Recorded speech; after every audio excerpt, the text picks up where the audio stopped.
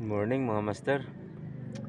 Naging bit and wit yung sure casting natin yan mga master Tsamba-tsamba talaga. Ang swerte ko ngayong New Year. Isang hagisan lang mga master, sumabit na agad sa lambat yung lure natin. Medyo malalim. Hindi natin mabuso kasi wala tayong gagil.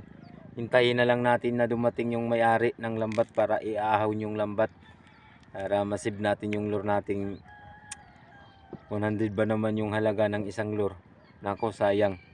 Manyunyeran tayo, malihian. Yan master Yan. Lumalaban. Naknang titing. Akala ko mamaw. Yan. Mambihira naman yun. Medyo inaala tayo ngayong umaga. Imbis makapag-surecasting man lang tayo, hindi na. Naging bit and wit